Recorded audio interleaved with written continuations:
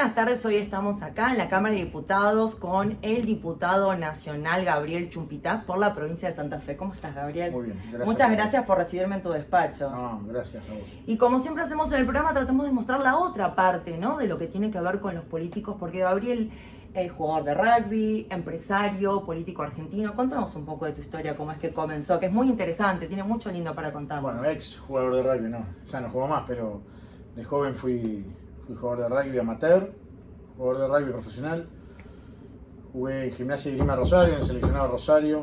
Jugué en Parma, Italia, rugby profesional, y fue una experiencia realmente maravillosa porque el deporte te imprime muchísimas cualidades que después uno aplica tanto en la empresa, en los negocios, como en la política, ¿no? Y después, ¿cómo es que continuaste? Porque vos sos empresario, también tenés tu empresa de seguridad. Bueno, comencé muy joven con la empresa, luego de regresar de Europa ya habilito de manera formal la empresa y empiezo a brindar servicios de vigilancia, custodia y seguridad, todo lo que tiene que ver con seguridad humana básicamente, en un momento especializado en un centro de convenciones que tenía la ciudad de Rosario, que era el Patio de la Madera.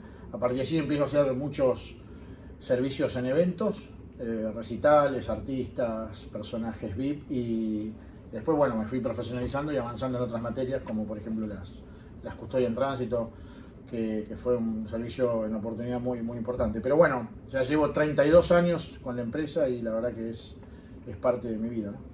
Y con la política también, ya hace mucho tiempo que estás, ¿no? Hace 10 años que participo en política, arranqué en el 2015, me convocan por mi especialidad, justamente la seguridad. Sí. Comienzo mi carrera como concejal de la ciudad de Rosario, luego fui diputado de la provincia de Santa Fe, fui vicepresidente de la legislatura y finalmente fui diputado de la Nación en estos últimos 4 años. La verdad que una carrera relativamente corta, pero muy contundente. Sí, porque sos joven y hace... No tanto, pero... Bueno, pero ya 10 años ya en la política, más la empresa. Tengo 49 años, así que no tan joven. Creo que he transitado mucho en la empresa principalmente, en el deporte y en la política, ¿no? Sí, perfecto. ¿Hace mucho dejaste de jugar al rugby? Sí, muchísimo. En el año 2003. En el 2003 fue mi último partido en Gimnasia y Esgrima. Ya había retornado de Europa y jugué 2 años amateur. Y la verdad que fue una experiencia maravillosa. Jugué desde los 4 años hasta los 26, 27. Fue una muy linda etapa, donde se aprende muchísimo, obviamente, sobre valores, principios y costumbres que te permiten transitar el resto de las actividades, ¿no? Ok, ¿y cómo manejas esto de estar en Rosario con tu empresa, Buenos Aires, con diputados, ¿no? Estás en los dos sectores, vos sos del sector privado principalmente. Principalmente sí, justamente lo más interesante de una empresa es aprender a delegar, ¿no? Al principio Cuesta. Se hace dificilísimo porque uno no quiere dejar las actividades, pero después, al ingresar en la política, ya esto se hace casi obligatorio.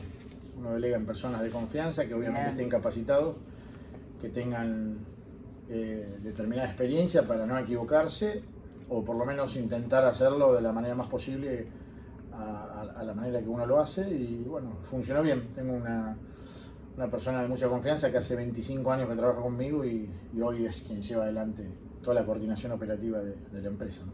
Leyendo algunas notas que has hecho, ¿te apasiona el tema de la seguridad? Es lindo, sí.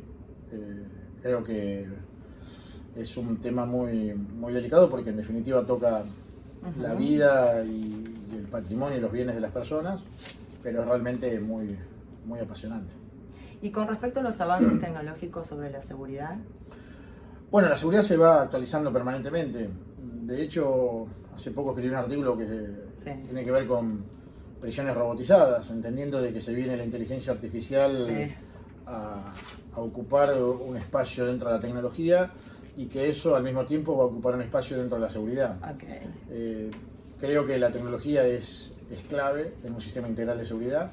Si bien un sistema tiene ejes como por ejemplo el eje policial, el penitenciario, el judicial, dentro de lo que es una estrategia global también hay mucho de tecnología a la hora de aplicar logística. Sí, yo recuerdo que en el UCEMA diste una charla, yo estuve, sobre inteligencia artificial, buenísima. Bueno, tenía que ver muy bien explicada estaba. Tenía que ver justamente con esto, con los avances de la inteligencia artificial, la tecnología aplicada a la seguridad, pero también a otros rubros, principalmente las pymes, las pequeñas y medianas empresas, cómo la inteligencia artificial podría llegar a solucionar algunos problemas que tienen las empresas y que pueden generar mayor competitividad, y al mismo tiempo cómo se puede hacer un Estado mucho más eficiente a través de la aplicación de la inteligencia artificial, y entendiendo que la política también se ha abusado justamente de la militancia, de la participación, del amiguismo, de los punteros y demás. La inteligencia artificial viene a ocupar esos espacios que son los espacios que se ha equivocado la política, ¿no? Entonces, eso es un poco lo que presentamos allí en esa charla. Sí, hay una frase que diste en una nota que fue buenísima, que esto ayudó muchísimo a la gente que tiene ganas de armar, porque vos arrancaste con tu empresa, luego venía a Europa. Vos habías dicho que las 24 horas están destinadas a la empresa, ¿no? Hablaste relacionado con eso, ¿no? La cantidad de horas que se tienen que ir dedicándole a la empresa, a hacer lo que a uno le apasiona, y es muy importante cuando está relacionado esto con el rugby, ¿no? Porque hay uno, o sea, venís de chico, jugaste al rugby, viniste, pusiste tu empresa, y eso es muy importante para los chicos que escuchan estas notas también, ¿no? Yo creo que el compromiso es una de las claves, uno de los pilares fundamentales en la construcción obviamente, de un emprendimiento, de una empresa. Lamentablemente hay estadísticas que no se conocen, pero la inmensa mayoría de los emprendimientos terminan cayéndose antes del tercer año. Esto tiene que ver con muchos factores. Uno de ellos es el compromiso. Muchas personas creen que abrir una empresa es sencillo y si le dedicas solo un tiempo, 6-7 horas por día, es suficiente. Y realmente le tenés que dedicar todas las horas que estés despierto, digamos. Uno dice 24/7, pero en realidad no son 24/7. Pero si dormís 6 horas, bueno, el resto de las horas del día tenés que dedicar a la empresa, al emprendimiento nuevo, ¿no? Eso fue en su momento cuando arranqué. Casi ni dormía porque me dedicaba exclusivamente a esto. Hacía de supervisor, de vigilador, de encargado, de custodio, de gerente operativo, de todo un poco, de dueño. Ibas al banco, cobrabas los cheques, pagabas los impuestos a través de un disquete, recuerdo, o el 931 o el IVA. Tenías que ir con un disquete y entregárselo al cajero del banco y pagar. Estamos hablando hace más de 25 años, con lo cual ha cambiado hoy con la tecnología y va a seguir cambiando a través de la inteligencia artificial. Pero bueno, eso del compromiso tiene que ver justamente con eso, con la dedicación inicial que vos le metés a una empresa para que en algún momento funcione. Ok, y vos formás parte de varias comisiones y sos presidente también de comisión en diputado. Presidente de la Comisión de Intereses Marítimos, sí, Fluviales, Portuarios y Pesqueros. La verdad que una temática muy llamativa, difícil, muy linda y sobre todo muy productiva para la República Argentina, lo que tiene que ver con puertos, lo que tiene que ver con los intereses marítimos y principalmente los pesqueros, los recursos pesqueros que tiene la República Argentina. En mi caso, involucrado en esa temática por la hidrovía, que es lo que abarca, o parte de la hidrovía abarca la región donde vivo, en la ciudad de Rosario, donde tenemos 24 puertos privados, el polo de crashing de soja más importante del planeta que se encuentra allí, es donde se exporta el 80% del cereal de la Argentina, con lo cual ese involucramiento tiene que ver justamente con uno de los motores de la Argentina. Bien, ¿y cómo es tu organización como persona en esto, ¿no? Porque hay que estar en ambos lados al mismo tiempo y con tantas ocupaciones. Hoy la verdad que le dedico todo el tiempo a la política, no le dedico mucho a la empresa. Tengo la suerte de tener una persona de confianza, hace 25 años que trabaja, un gerente operativo que lleva adelante todas las acciones. También tengo que aclarar que una empresa de seguridad es compleja en términos operativos, relativamente sencilla en términos administrativos, financieros y económicos. Claro. Son pocos clientes, facturación mensual, no es que todos los días vos estás facturando como otros comercios, entonces se hace mucho más sencillo. Operativamente sí cambia porque además vos administrás personas, administrar seres humanos, con lo cual si esto se haría con robots sería mucho más sencillo porque vos lo programás, pero el humano siempre terminamos fallando, entonces esa gerencia operativa o esa coordinación operativa a veces se hace difícil, pero el resto es muy sencillo en una empresa de seguridad. Bueno, todo súper organizado. La verdad que sí. Y acá tenemos tu libro, Los 15 Diamantes, muy interesante, muy interesante. Mi primer libro, originalmente pensé que mi libro iba a ser un libro de seguridad, pero no. Por hechos de casualidad terminé escribiendo este libro que fue un antes y un después, me pareció muy interesante, sobre todo para transmitirla a los jóvenes. En él hablo de herramientas o hábitos de alta competencia, tanto en el deporte, en la empresa y en la política, que son los 3 escenarios que me tocó participar en la vida. Herramientas y hábitos que son transversales a las 3 actividades. Estoy hablando de disciplina, respeto, integridad, pasión, solidaridad, tolerancia al riesgo, rigor, versatilidad. Muchas herramientas que nos permiten competir en los mejores escenarios, digamos. Y allí marco 3 cuestiones muy interesantes, como por ejemplo la diferencia entre el rango y el mérito. Una persona puede ser diputado nacional por casualidad o porque te pusieron a dedo, en cambio el mérito no te lo quita nadie, el mérito se conquista, el mérito se logra, y eso es lo que uno intenta en esta actividad. También hablo mucho sobre el triunfo y la derrota, entendiendo que son simples anécdotas. Lo que realmente te queda es la enseñanza y cuánto es lo que vos le ponés a ese desafío, a cumplir el objetivo.